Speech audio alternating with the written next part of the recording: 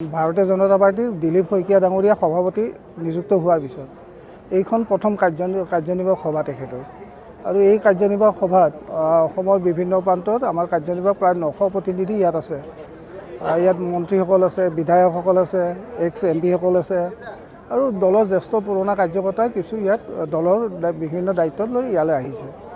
আৰু এইখন সভা অতিকৈ গুৰুত্বপূৰ্ণ সভা এই কাৰণেই কাৰণ অনাগত দিনত নিৰ্বাচন আছে আৰু 2 মাহৰ পিছত নিৰ্বাচন ঘোষণা হ'ব আৰু ইতিমধ্যে বিজেপি অসম প্ৰদেশে বা বিজেপি আমি প্ৰতিটা সমষ্টিত আমাৰ যি ৰণকৌশল আমাৰ যিটো প্ৰস্তুতি ইতিমধ্যে আমাৰ সমাপ্ত হৈছে। ইয়াত আজি আমি আশা কৰিম আৰু আমি আশা ৰাখিছোঁ আমাক এটা মাৰ্গদৰ্শন কৰিব আমি কেনেকৈ আগবঢ়া ভাল হ'ব অহা দিনকেইটাত আমি বিৰোধীবিহীন এখন কেনেকৈ আমি ইয়াত চৰকাৰ আকৌ আনিব পাৰোঁ আৰু মই ভাবোঁ এইবাৰ অসমত পূৰ্বৰ যি অভিলেখ আছিল এই অভিলেখসমূহ ভংগ কৰি ডক্টৰ হিমন্ত বিশ্ব শৰ্মা আকৌ মুখ্যমন্ত্ৰী হ'ব আৰু সেই পৰ্যায়লৈ গৈ আছে। আমি আশা ৰাখিছিলোঁ বিৰোধী অলপ শক্তিশালী হওক আৰু বিৰোধী এটা শক্তিশালী ৰূপত থাকিলে গোটেই গণতন্ত্ৰৰ ব্যৱস্থাটো ভাল হয়, কিন্তু বিৰোধীৰ মাজত যিটো অৰিয়া দেখিছোঁ এইটো আমাকো মন ব্যথিত কৰে।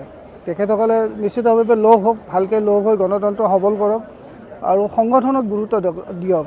অকল কাগজ আৰু টিভিত 2টা বাইট দি হোটেল লিলিত বহি কথা পাতি থাকিলেই অহা দিনত চৰকাৰ কৰিব নোৱাৰিব। সেইকাৰণে তেখেতসকলেও অলপ সংগঠনৰ দায়িত্বত যাওক আৰু ভাৰতীয় জনতা পাৰ্টি আমি একেবাৰে গ্ৰাছৰুটৰ পৰা একদম ওপৰলৈ আমি বৰ্তমান আমাৰ শক্তিশালী হিচাপে আমি আছোঁ।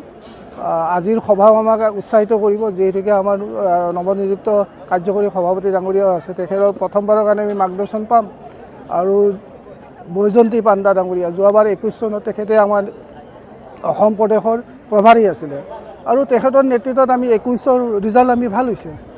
আমাৰ মাজত আমাৰ যি আমাৰ সাংগঠনিক সাধাৰণ সম্পাদক আছে ৰাজু ডাঙৰীয়া তেখেতেও একেবাৰে গ্ৰাছৰুটলৈ গৈ কাম কৰি আছে।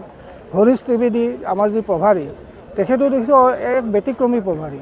তেখেতেও সকলো মানুহৰ খবৰ ৰাখে আৰু প্ৰতিটো অঞ্চললৈ গৈছে, সংগঠনক শক্তিশালী কৰি আছে আৰু আমাৰ ইতিমধ্যে সকলো মৰ্চা বিভাগ কোষ সকলো গঠন হৈছে আৰু সকলোৱে নিজ শক্তিৰে কাম কৰি আছে।